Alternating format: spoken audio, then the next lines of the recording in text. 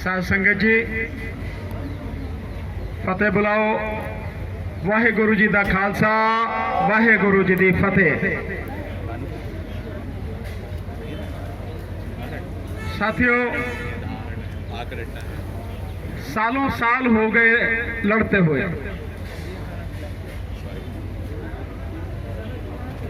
कितने ही साल से हम लोग लड़ रहे हैं। इतना अन्याय, इतना अत्याचार लगातार देश की जनता पर, निर्दोष लोगों पर होता रहा है और हो रहा है, लेकिन सरकारों के कान पर जो नहीं चलते। अदालतों की न्याय के प्रति कोई निष्ठा दिखाई नहीं देती। क्या सरकारें या अदालतें सिर्फ इसलिए हैं कि अत्याचार होता रहे, या अत्याचार वो खुद करती रहें, या चुपचाप उसे बैठकर देखती रहें, या उस अत्याचार और अन्याय को खत्म करने के लिए उन्हें कोई कदम उठाना चाहिए, कोई पहल करनी चाहिए। मुझे तो कहीं लगता नहीं कि कहीं जनता के साथ अन्याय और अत्याचार हो रहा है तो कोई सरकार, कोई अदालत उसे खत्म करने के लिए कोई पहल करे। एक ही कानून है सबके लिए और एक ही संविधान है जिसके तहत सबको अधिकार मिले हैं। और संविधान हमारा बहुत स्पष्ट रूप से कहता है कि कानून के तहत, कानून के समक्ष हर कोई व्यक्ति समान है और कानून का सबको समान संरक्षण मिलेगा। लेकिन आपकी आंखों के सामने, पूरी दुनिया के सामने नजारा साफ साफ नजर आता है कि वो अपराधी जिन्होंने 5 साल की गर्भवती महिला के साथ बलात्कार किया, उसके परिवार के 13 लोगों की हत्या की, उन्हें छोड़ दिया गया।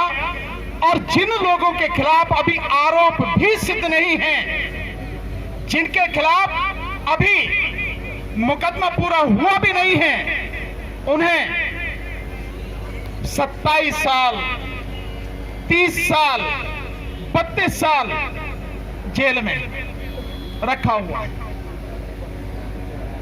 जबकि संविधान कहता है कि किसी भी व्यक्ति को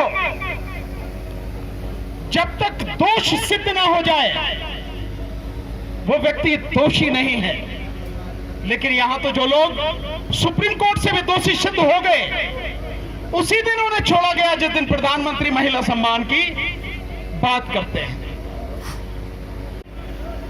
यह प्रधानमंत्री अपने उसी चरित्र को बार बार दोहरा रहे हैं कि मैं कहूंगा कुछ और करूंगा। मैं कुछ भी कह सकता हूं लेकिन करूंगा वही जो मैंने करना है। ये कानून है। और साथियों, कानून तो सभी के लिए है, पर लागू करने वाले जो लोग हैं उनकी नीयत में खोट है लगातार। अन्यथा ये 2 कानून जो अभी आदरणीय प्रोफेसर साहब ने बताए हैं, ये 2 कानून नहीं होते। और माननीय प्रोफेसर साहब, ये कानून सिखों के लिए नहीं है अलग। इस देश में चंद मनुवादियों को छोड़ के बाकी सबके लिए अलग कानून है, अलग तरीके से होते हैं।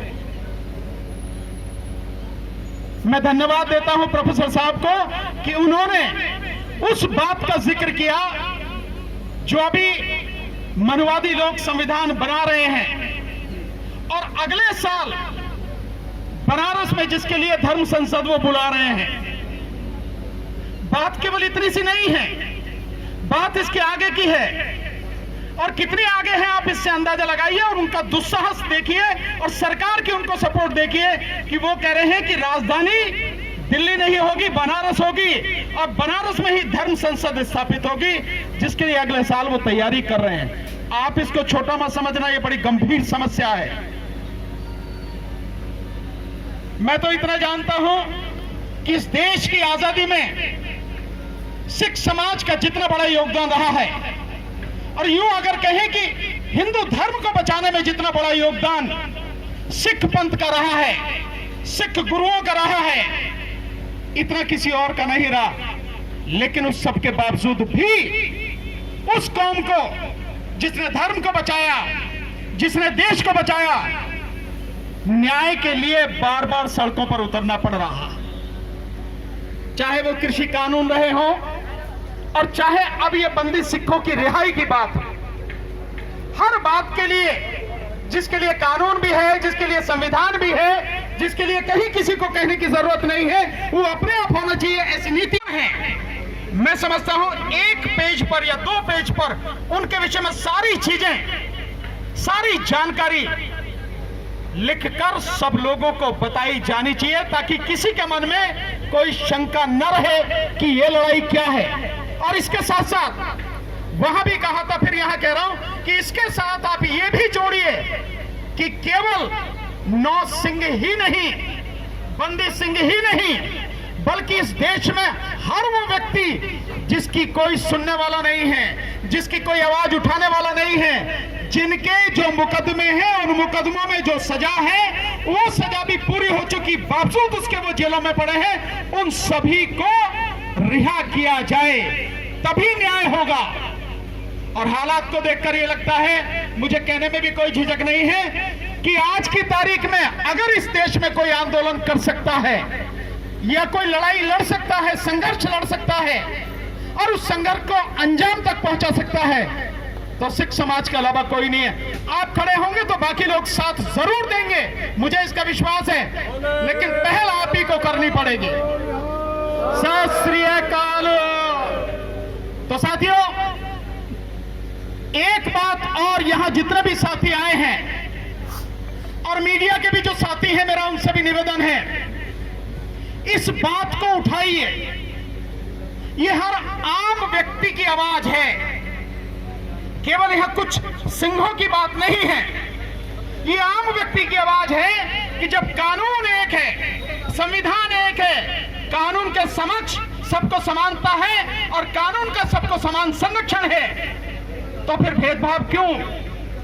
चंद लोगों के लिए कानून अलग क्यों है और बाकी देश की जो जनता है उनके लिए कानून अलग क्यों है? इन सरकारों को न केवल जगाना पड़ेगा, बल्कि मैं कहता हूं पकड़ के झकझोरना पड़ेगा, तभी इनकी नींद खुलेगी, अन्यथा नहीं खुलेगी।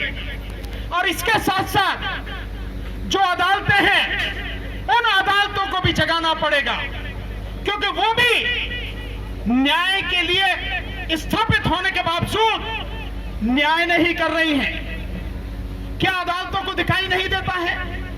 मुझे ध्यान है कि कई साल पहले बाकायदा एक व्यक्ति ने रिसर्च की और उसके बाद एक कमेटी बनी, तो जितने लोग जेलों में, उन पर जो आरोप है, उस आरोप पे जो सजा है कानूनन, उससे कहीं कहीं ज्यादा सजा काटकर वो जेलों में ही पड़े, उनको बेल नहीं दी गई। क्या उन्हें तुरंत नहीं छोड़ा जाना चाहिए था? क्या सरकार की जिम्मेदारी नहीं थी? क्या कानून की जिम्मेदारी नहीं थी? नहीं छोड़ा गया, तो उसके लिए बाकायदा कमेटी बनी और उस कमेटी की रिपोर्ट होने के बाद में बहुत लोगों को रिहा किया गया, छोड़ा गया। वही स्थिति आज भी है। और क्योंकि मैं फौजदारी का वकील हूं, मैं जानता हूं कि अदालतों में 70% बेगुनाह लोग बंद हैं,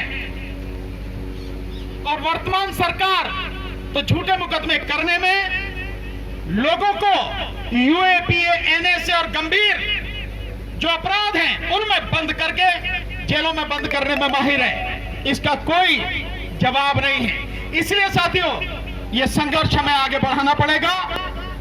ये जो आज जैसा अभी बताया गया है, भाई जगतार सिंह हमारा साहब, जिनको 10 लाख लोगों ने जत्थेदार नियुक्त किया, ऐसा व्यक्ति, निश्चित रूप से सरकार डरी हुई है अंदर से, सरकार कांप रही है अंदर से, क्योंकि अगर ऐसा इंसान बाहर आ गया तो उसके साथ में जब सारा समाज खड़ा हो जाएगा तो जो सरकारें आज हैं वो सब पलट जाएंगी, ये राजनीतिक बदलाव होगा।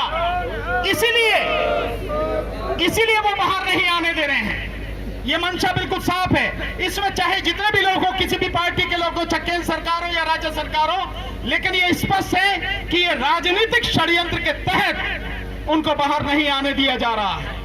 मैं समझता हूं आपकी और हमारी सबकी आवाज मिलकर अदालतों के कानों तक भी पहुंचेगी, हाई कोर्ट और सुप्रीम कोर्ट तक भी पहुंचेगी और राज्य सरकार और केंद्र सरकारों तक भी पहुंचेगी और पहुंचनी ही चाहिए। और मैं मानता हूं कि आपको और हमको अपनी आवाज को इतना बढ़ाना, इतना बुलंद करना, अपने आंदोलन को इतना विशाल करना है ताकि सरकार न केवल बात सुने बल्कि बात मानने पर मजबूर हो और हमारे जो साथी हैं वो बाहर आकर हमारे बीच हो और हमें दिशा निर्देश दें ताकि इस देश में जो गंदगी फैली है उसको साफ किया जा सके। बहुत बहुत शुक्रिया, आपने मुझे समय दिया। हमारे बीच हमारे भाई महमूद पराचा जी जो सुप्रीम कोर्ट के जाने माने एडवोकेट हैं वो आ चुके हैं। हमारे साथ हमारी साथी डॉक्टर रितु सिंह जो दिल्ली यूनिवर्सिटी में प्रोफेसर रही हैं वो भी आ चुकी हैं। हम लोग हमेशा साथ रहे हैं, इसमें कहने की कोई जरूरत नहीं है। जहां भी अन्याय होगा, जहां भी अत्याचार होगा और अन्याय और अत्याचार के खिलाफ जब भी और जहां भी आवाज उठेगी हम खड़े मिलेंगे, साथ मिलेंगे, कंधे से कंधा मिलाकर, कदम से कदम मिलाकर साथ चलेंगे। साथियों, मुझे अभी निकलना होगा, जरा कोर्ट पहुंचना है, तो आप मुझे क्षमा कर सकेंगे। इसलिए आपसे आज्ञा लेते हुए आखिर में फतेह बुलाएंगे। वाहेगुरु जी का खालसा, वाहेगुरु जी की फतेह। बहुत बहुत शुक्रिया।